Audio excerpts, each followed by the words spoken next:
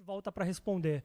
Agora eu quero chamar o próximo palestrante, o cara que eu conheci, uma história engraçada. A gente se conheceu num evento de empreendedorismo em 2012, se eu não me engano.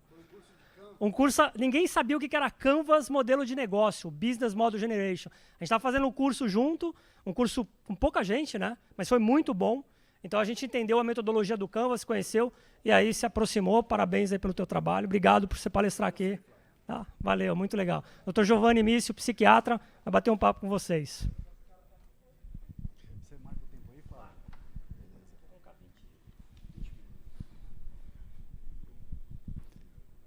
Boa noite, pessoal.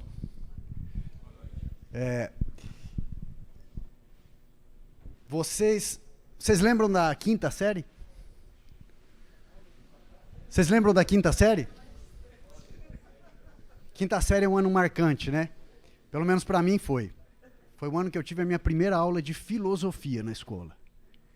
E aí, o professor pediu para que cada aluno fizesse uma pergunta. Uma pergunta que intrigava, qual era a pergunta mais interessante que eles tinham para fazer. E ele fazia isso pela ordem da lista de chamada. E os colegas iam perguntando, por que o céu é azul?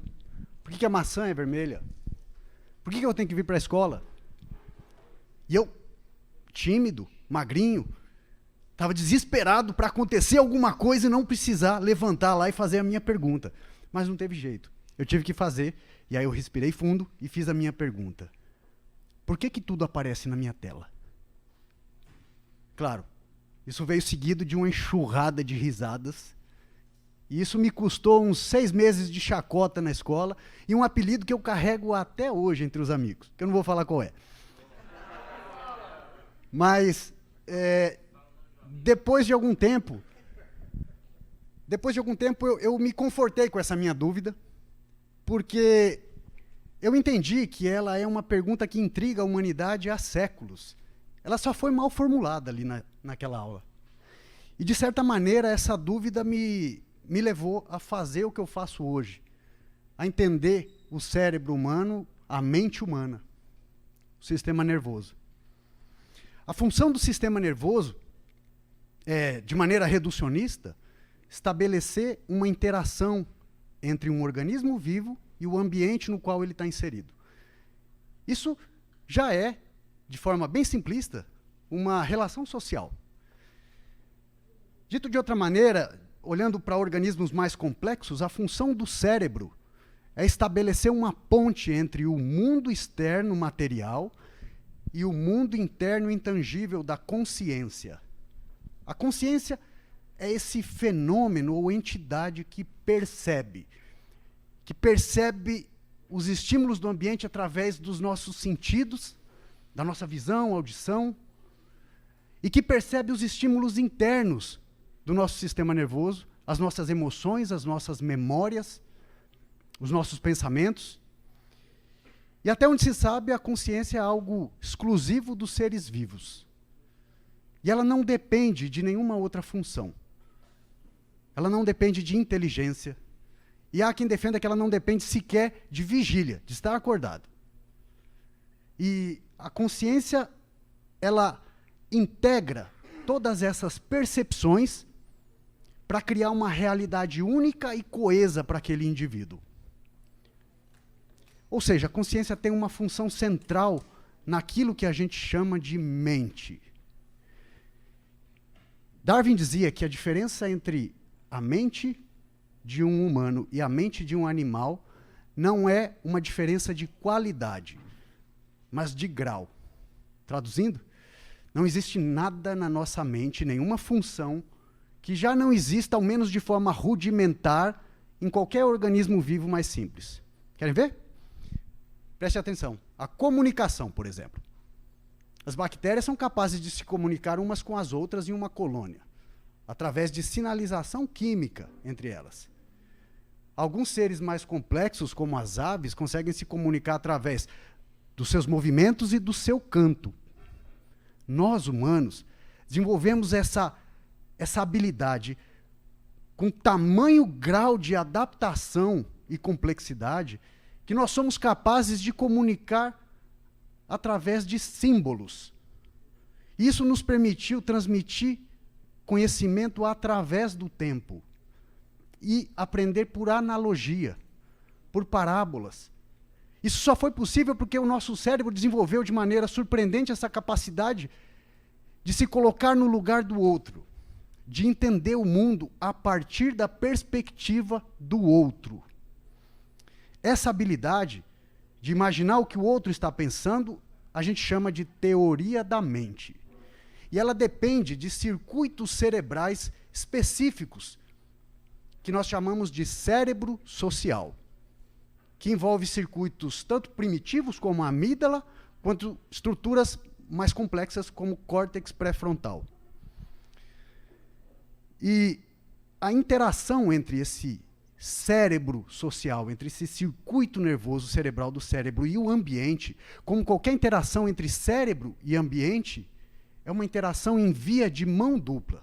Ou seja, tanto a saúde dessas estruturas cerebrais envolvidas nesse circuito interferem na forma como o indivíduo vai se adaptar ao meio, quanto a adaptação desse indivíduo interfere no funcionamento dessas estruturas cerebrais ou na saúde biológica dessas estruturas cerebrais. E aqui a gente chega num conceito fundamental que eu quero trazer hoje, que é a ideia de saúde mental. A gente nunca falou tanto sobre saúde mental como nos últimos 18 meses. Mas ainda é um conceito muito vago para a maior parte das pessoas. A gente vê na imprensa uma confusão de termos que as pessoas fazem, de hábitos saudáveis, de bem-estar, com politicamente correto, com doença mental, com depressão. E muitas vezes isso causa uma confusão nas pessoas que não sabem aonde procurar ajuda ou quando procurar ajuda. E é isso que eu quero organizar aqui hoje. Fica muito mais fácil a gente entender a saúde mental se a gente entender ela dentro de um contínuo, dentro de um espectro de funcionamento mental, de eficiência das funções mentais. De um lado, nós temos as pessoas com funcionamento mental bom, sem problemas. No outro extremo desse espectro, nós temos as pessoas com sofrimento psiquiátrico. São as pessoas que têm algumas funções mentais alteradas por alguma doença do sistema nervoso. Doença mental. É um termo pesado, doença mental. Mas a gente só consegue entender saúde mental se a gente reconhecer que existe doença mental.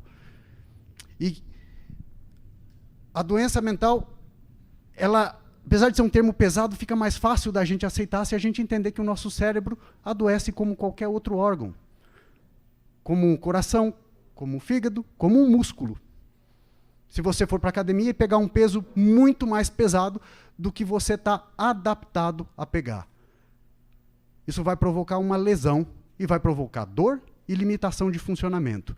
É a mesma coisa que acontece no nosso cérebro quando ele é submetido a um estressor ambiental muito acima daquele que a gente está adaptado a lidar. Isso faz com que determinados circuitos cerebrais disparem de maneira tão incessante e repetitiva que eles começam a se inflamar. E aí, então, a pessoa passa a sentir dor, aqui emocional, e limitação no funcionamento desse circuito. Aqui, a gente precisa de ajuda psiquiátrica. A gente precisa restabelecer esse funcionamento desse circuito cerebral. E muitas vezes, essas doenças não são graves. Elas são relativamente leves. Veja, por exemplo, e como é que isso interfere na nossa relação social? O isolamento deliberado de um indivíduo é um comportamento que a gente vê em animais adoecidos. Os animais adoecidos, eles se isolam, né? Eles se isolam para se recuperar da doença ou para morrer em paz. Quem aqui já viu um cachorro morrendo sabe o que eu estou falando. Acho que pouca gente viu porque ele se esconde para morrer sozinho. Isso é o que a gente chama de sickness behavior. E esse é o mesmo comportamento que a gente vê em pessoas com depressão grave próximas ao suicídio. Eu faço parte de um grupo de pesquisa no Hospital das Clínicas, o GRUDA. É um grupo de pesquisa em depressão e transtorno bipolar.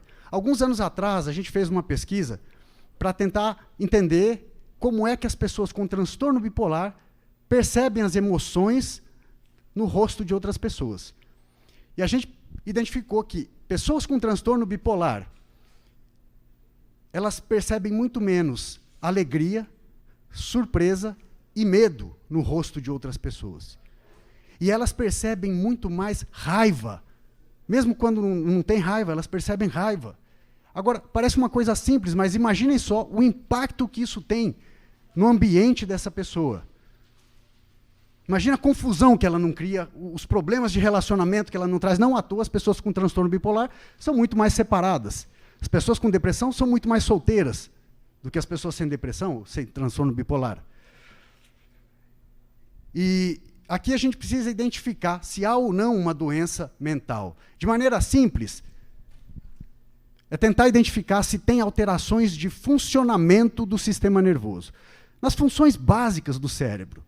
Alteração de sono, de apetite, de concentração, da velocidade dos pensamentos, da energia do corpo, do sistema nervoso autônomo que controla os batimentos cardíacos, pressão, temperatura, intestino. Se a gente identificar em uma pessoa um conjunto de alterações nessas funções básicas do cérebro, ela precisa de uma avaliação psiquiátrica. Pode não parecer grave, mas ela precisa. E aí assim a gente consegue dar o tratamento adequado para ela e arrastar ela em direção a esse outro lado do espectro da saúde mental, passando pelo meio, aonde estão as pessoas com sofrimento psicológico. O sofrimento psicológico é quando as pessoas têm as suas funções, o seu funcionamento do sistema nervoso, ele está preservado. Ela dorme bem, come bem, consegue se concentrar, dá risada, sai com os amigos, tem vontade de fazer as coisas, mas ela está submetida a estresse. E ela está em risco, portanto, de adoecer. E aqui, uma das coisas que mais confere resiliência é algo que a gente chama de apego seguro. O apego seguro é um estilo de relacionamento que a gente desenvolve lá na primeira infância, com as nossas primeiras relações. O apego seguro ele é desenvolvido a partir do momento em que a criança tem um adulto disponível afetivamente. Não disponível para fazer tudo que ela quer a hora que ela quer, mas disponível para olhar para ela e entender a demanda dela e corresponder de maneira adequada a essa demanda. Isso não quer dizer proteger as crianças, super proteger as crianças de desafios, de dificuldades ou de riscos, mas estar ao lado dela enquanto ela enfrenta os desafios, os seus riscos e as suas dificuldades. Isso faz com que ela cresça com aquela ideia de que ela tem com quem contar. E ela leva esse estilo de relacionamento, ela leva esse em quem contar para a vida adulta. E aí ela consegue superar com muito mais facilidade as adversidades e os obstáculos da vida. E abusos, traumas na infância podem prejudicar esse desenvolvimento desse apego seguro. Mas a boa notícia é que ele também pode ser desenvolvido na vida adulta. Mesmo quando a gente já está mais velho, através de psicoterapia. Então essas pessoas, passando por dificuldades de relacionamento, dificuldades, adversidades na vida, perda do emprego, um luto difícil de passar, ou qualquer problema que tenha dificuldade emocional de lidar, aqui essa pessoa, mas ela está funcionando bem, ela está dormindo, ela está comendo, ela está conseguindo se concentrar, as emoções dela são adequadas, não estão exageradas, ela não está irritada com tudo, com todo mundo, não está triste com tudo, com todo mundo. Aqui ela precisa de ajuda psicológica. E aí, ela cria resiliência e a gente passa para o último lado aqui desse espectro da saúde mental, que é onde estão as pessoas de alta performance, onde estão as pessoas com bom funcionamento mental, com bom funcionamento de todas as funções do sistema nervoso e com boa resiliência ao estresse. Aqui, essas pessoas precisam de bons hábitos para manter esse status mental bom funcionando. E entre os principais hábitos, o primeiro deles é a regulação de ritmo de sono-vigília. Ter o ritmo biológico preservado da melhor maneira possível, mais próximo possível do ideal, que é acordar nas primeiras horas da manhã, junto com o sol nascendo. Dormir pelo menos 6 horas, Jamais mais do que 10 horas. Isso faz muito mal. Jamais acordar depois das 9. Jamais variar o seu horário de dormir e de acordar mais de 2 horas. E começar o dia com uma atividade física e social intensa. Isso é o básico para o cérebro, ok? E lembrar que quando está aqui, nesse lado do espectro, você está com o seu máximo potencial de transformar o meio onde você vive. E é um compromisso seu, com você e com os outros, com a sua saúde também, se conectar com os outros, encontrar aquilo que você faz bem feito e servir aos outros. Não dar de graça, necessariamente, mas entregar valor na vida das pessoas. Ajudar as pessoas no ambiente de trabalho, ajudar as pessoas que precisam de ajuda sua. E gaste tempo com as pessoas que você ama.